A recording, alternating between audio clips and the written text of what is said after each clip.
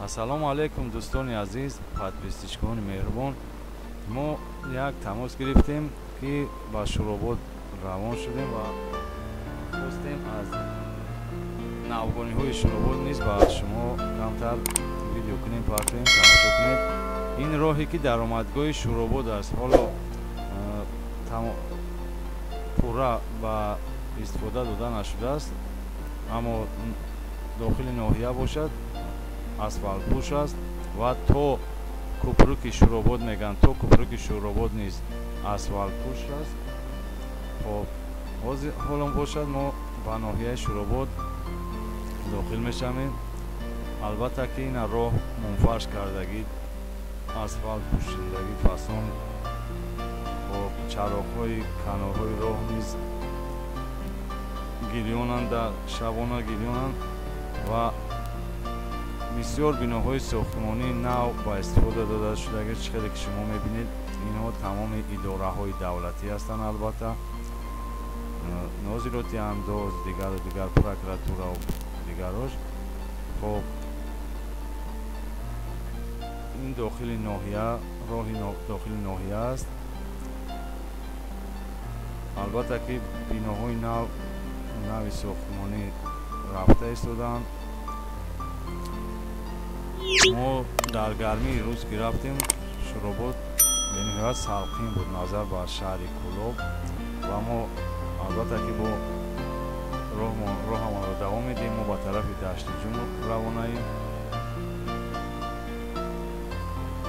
чиқдре ки шумо дида истоданед, дӯстони азиз, ноҳияи Шуробод як роҳи асосӣ дорад ки роҳи байналмилалӣ аст. чиқдре ки шумо дида истодаед, мо албатта ки ба сӯи дашти ҷум равки будем, ба дохили ноҳия надаромадем ростӣ. ва ин канори ду роҳи байналмилалие ки ба Шуробод мегузарад. албатта бисёр зебо карда шудааст. ин дар 10 солаи пеш набуд. албатта ин сохтмонҳои нав, мағозаҳо, дигар ин роҳе ки ба дарони ноҳия медарояд, биноҳои нав, албатта ки бо дар оянда боз низ зеботар мешавад иншоалло.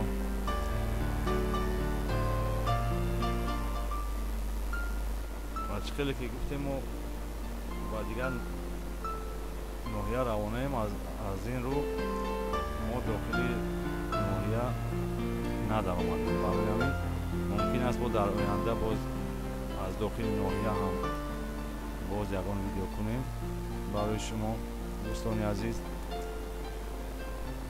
ва ҳоло бошад мо аз ноҳияи Шуробод мебароем деҳаи Хоҷақалтон ва ба тарафи дашти ҷум насиб бошад ростикор мешавем. чӣ хеле ки шумо мебинед, роҳ бо тамоми санъаташ сохта ва истифода дода шудааст. роҳи мунфарш кардагӣ то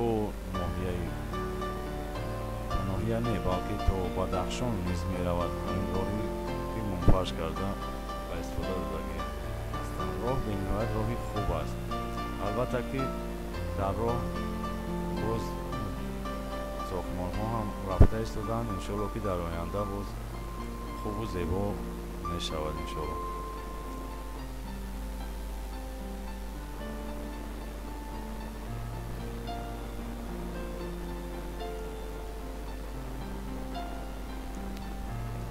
мо ҳоло бошад дар ноҳияи дашти ҷум қарор дорем. дар ростӣ дар қишлоқи дашти ҷум мешавад, ҷамоати дашти ҷум гӯем, хато намекунем. албатта ки ҳавояш назар ба ҳавои Шуробод гармтар буд, чунки ин дар водӣ аст, чор тарафаш кӯҳ, бисёр ҷои зебо, аммо гарм, ростӣ гап гарм, бениҳоят гарм буд. дашти ҷумро водӣ гӯем, хато намекунем, чунки дар байни хатокӯҳҳои баланд ҷойгир аст. чиқдре ки шумо мебинед, дӯстони азиз, аз ҳамаи тараф кӯҳҳои баланд гирд карда шудааст ва дар поёни баланде ки шумо мебинед, дар тарафи рост санго намоён аст. дар он ҷо оби ниёв мегӯянд. дар фаслҳои тирамоҳ, яъне аз октябр, ноябр, декабр он ҷо сероб мешавад. ҳоло бошад ҷӯйчаҳояш равон ҳастанд. албатта аз ин ҷо мумкин намоён набошад, но метовад. хоб кӯҳҳои баланд, бениҳоят кӯҳҳои баланд ҳастанд. дар фасли тобистон ростӣ на он қадар ҷои шамолдор аст. ҳавояш гӯем ба ҳавои кӯлоб баробар аст. роҳаш аз сари роҳи калон 12 километр, хоб роҳи бигем сангӣ аст. мошинҳои замонавӣ фақат мошинҳои баландтар бошанд, бениҳоят хуб мераванд. мо ку ба опел хаҷбек рафтем, расидем, шукр алҳамдулиллоҳ. мошинмон бурд, овардмон соҳ саломат мераванд, но мошина камтарак ғам мекунда. мошинҳои баландтар бошад, бе ягон мушкилӣ роҳро тай мекунанд, мераванд. 12 километр аз сари роҳи калон хоб то даруни дашти ҷум 12 километр мебошад. ва дӯстони азиз, дар охир нагуфта намонад ки мо барои шумо кӯшиш мекунем ва тамошо кунед, ҳаловат баред ва илтимос подпискаро фаромӯш накунед ки мо ақаллан 1000 нафар шавем. ва дӯстони азиз, дар охир гуфтаниам, мо албатта ки ҳамаи кӯшишу сай барои бачаҳои ғарибе ки дар Россия қарор доранд ва мехоҳанд бинанд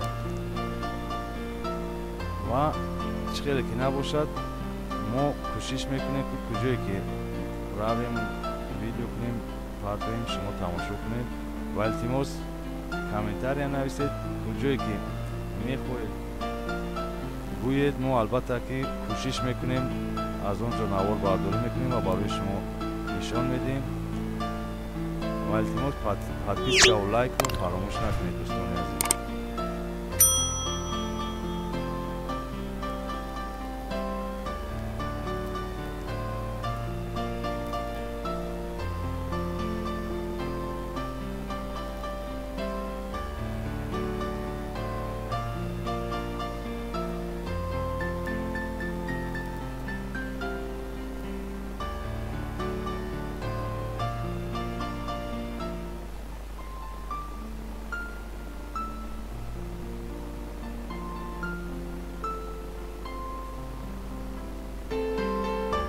дӯстони гиромӣ, дар ин ҷо навори мо ба охир мерасад ва боқӣ дар паноҳи Аллоҳ бошед. худо ёру мададкору нигаҳбонатон бошад.